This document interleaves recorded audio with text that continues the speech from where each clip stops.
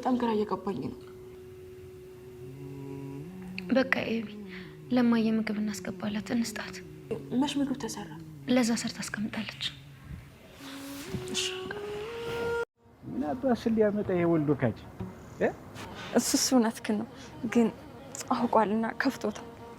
ይወልሽ የለ እንዴት አይከፍ ይል ነበር፣ ግን እኔ አላምነውም ነበር። ምንስ ታምኛለሽ? እንዴት ዋላችሁ? እንዴት ነገዚ? እንግዲህ ሰላምታና ሚስት እግረ መንገድ ሆነና የእህል ውሃ ጉዳይ ሆኖ እኔም ሚስቴን ሳላገኝ አልቀርም። ገዚ ጥሩ ነው። አንተም ወንድ እኔም ወንድ ትወዳት እንደሆነ ብዬ ነው። አይ አልወዳትም። ምን? አዎ ታስጠላኛለች። ይቺ ገንዲ የመታት የመሰለች ሴት እኔ ገዛኸኝ እንዴት ወዳታለሁ? አረጌ እንድማጣው ገዜተው እንጂ እንደዚህ ይባል። እህትህን ታውቃት መስሎኝ እንዴት ቆንጆ እንደሆነች። በእርግጥ ወንድም የእህቱ ውበት አይታየው። ይኸውልህ ችግር የለውም አቻ ተጠብቀኝ፣ መጥቻ አገባታለሁ። ስትክድ አልነበረም እንዴ? አላገባውም ስትለኝ አልነበረም? አገባው መች ወጣኝ? አገባታለሁ ነው ያልኩት። ደግሞ አንቺ ምን አንጨረጨረሽ? ምን አገባሽ? በፍጹም ሆስፒታል መምጣት የለብሽም። እመጣለሁ ዳጣ፣ እትዬን እመጣለሁ ብያታለሁ። የመኖር አቅም የለኝም። በልገዜ ምን ነው ግን ጋሽ እንዲሁ ጭንቅ ጥብብ ብላል? ችግር አለ እንዴ? አይ ደህና ነኝ ገዜ፣ ደህና ነኝ። ችግር የለም ደህና ነኝ። አይዞህ ጋሽ፣ እኔ ወንድም አለሁልህ። ደግሞ ወንድ ልጅ ሁሌም ሲጨነቅ ነው። ጭንቀት እኮ ቀለቡ ነው ወንድ ልጅ። ምቾትማ ይሰለቻል። ወንድ ልጅ ሲፈተን፣ ሲጨነቅ፣ ሲቸገር፣ ሲወድቅ፣ ሲነሳ ነው ተፈትኖ ወንድም የሚሆነው። አትጨነቅ።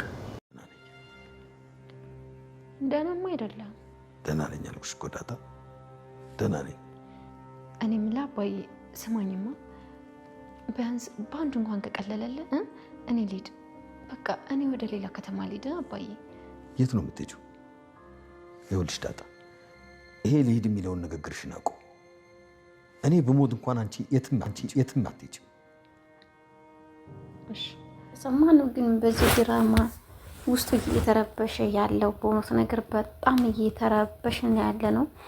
ምክንያቱም ከዛሬ ነገ ይስተካከላል በምንልበት ሰዓትም እንኳን መስተካከል ቀርቶ አይደለም እየባሰበት እየሄደ ነው ማለት ነው። እውነት በጣም እኔ አንዳንዴማ ድራማ መሆኑን ራሱ እየረሳሁ የሆነ ነገር በጣም የሚሰማኝ ነገሮች አሉና የሆነ በጣም የምጨናነቅበት ነገር ያገኝ እና በጣም ከባድ ነው። እውነት ለመናገር የድራማ እንትን እንኳን ራሱ አይመስልም። በትክክለኛ የሚሰራ የሰውን ማንነት አንጸባርቆ የሚሰራ ድራማ ነው። በጣም ደስ የሚል ድራማ ነው ማለት ነው። እንግዲህ ጋሽ ደረጀ ዛሬም በጭንቀት ላይ ይገኛል። አሁንም እየተፈታለት አይደለም። ብዙ መዘዞች እየመጡበት ነው ከኋላ ያሉት። እንግዲህ ማርትዬ ራሱ በዚህ ልክ የምታምነው ሰው በዚህ ልክ ከርቷ ስታገኝ የምን ያክል ስብራት እንዳለ በጣም ጥርጥር የለውም ቤተሰብ ማለት ነው። እሷ ራሱ እንዴት ነው መቼም ቢሆን ደረጀን ተጠራጥሬው አላውቅም። በዚህ እስካለው ድረስ አንድ ቀን እንኳን በሌላ ሰው አመቸውም ሆነ በሌላ ሰውም ተመኝቸውም በሌላ ሰውም አድርጌውም አላውቅም ሰው ነው ዛሬ የሆነብኝ። ስለዚህ ዛሬ ልቤ መጠርጠር ጀምሯል። እንኳን አንቺን ቀርቶ አይደለም ደረጀን መጠርጠር ጀምሬያለሁ። እዚች ምድር ላይ ያለው ደረጀ ብቻ ብቸኝነት ያለኝ ነበር። እሱም መጠርጠር ያመንኩ አንቺ ይሄን የውሸት ፖለቲካሽን እያመጣሽ ይሄን የውሸት አሉባልታሽን እያመጣሽ እያስመሰልሽ አንቺን የምሰማበት ጊዜ ምንም ነገር የለኝም ሰላም እያለቻት ሰላምን እየነገረቻት ትገኛለች ማለት ነው።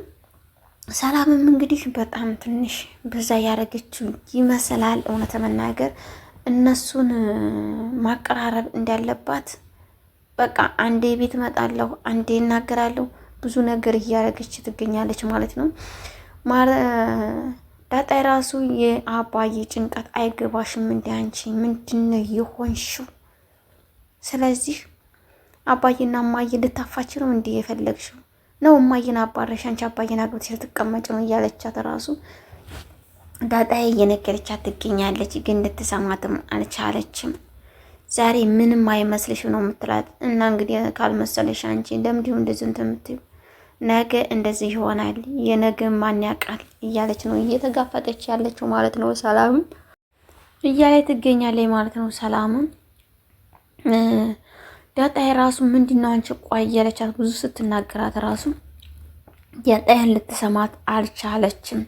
አንቺ እኮ ልጅ ነሽ፣ ምንም ብልሽ ምንም ማለት የለብሽም እያለች እየተናገረ ትገኛለች ማለት ነው። ልጅ መሆኗን ትክክል፣ ግን አንዳንዴ ልጅም የሚመክረውን አባት መስማት እናት መስማት ግዴታ ነው ማለት ነው። እና እሷም በምትናገርባት ሰዓት አንቺ ዛሬ ምንም የምታውቂው ነገር እና ምንም ነገር የምታስቢው ነገር የለም እያለች ነው በተደጋጋሚ የምትነግራት ማለት ነው።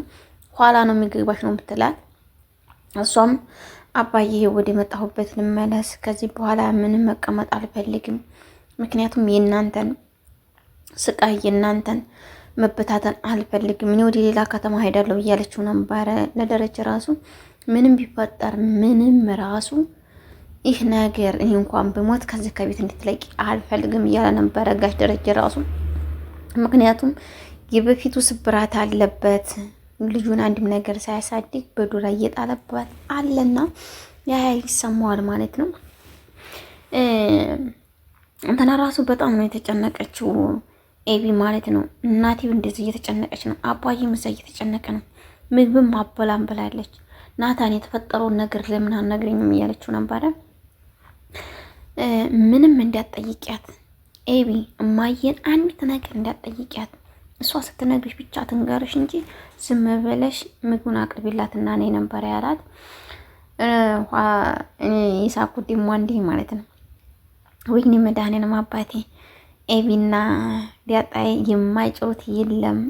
እናታቸው ምግብ ሊያበሉ እያታለሉ ማለት ነው። እንዲህ ህጻን ልጅ የማያደርጉት የለም። ከዛ እነሱም እንደዛ በሚሉ የሰው ግብና እያወጡ እየተናገሩ ይገኛል። ስለ ገዚና ስለ ለዛ ማለት ነው። እንግዲህ ለዛዬ አቻን አፍቅራለች ማለት ነው ያለውን ነገር። ግን አቻ እውነቱን ልንገርሽ፣ ለዛዬ ባል አይሆንሽም አባል እንጂ ማለት ነው። መቼም አይነካሽም። ስለዚህ የሚወድንን ትተን የማይወድንን ነው የምንከተለው እኛ። የሚወድን እየተጎዳ የማይወድንን ብዙ መስዋዕት እንከፍላለን እየተመላለስን እየሄድን። ግን አንድ ሴት ማግባት ያለባት ሴትም ሆነ ወንድም እኔ እንደ ራሴ ማግባት ያለባቸው ብዬ የምወስነው የሚወዳቸው ሰዎችን ብቻና ብቻ። ክብርም አለሽ፣ ሞገስም አለሽ፣ ጸጋም አለሽ፣ ሁሉ ነገር ይሟላልሻል በቤትሽ ውስጥ ማለት ነው። ያ ግን አንቺ የምታፈቅሪው እሱ የማያፈቅሪ ሰው ከሆነ ትልቅ መስዋዕትነት ያስከፍልሻል።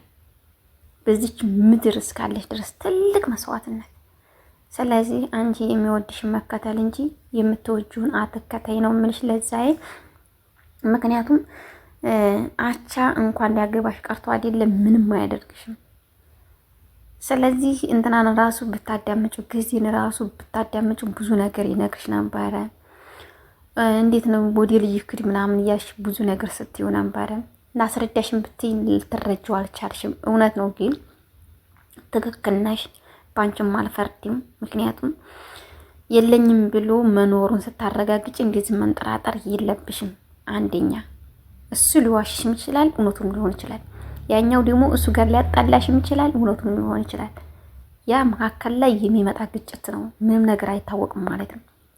ስለዚህ አንቺ የምትወጂውን ሰው ነው ማመን ያለብሽ ወይስ አዲስ የመጣውን ሰው ስለዛ ሰው ሊነግርሽ የሚመጣውን ሰው ነው ማመን ያለብሽ?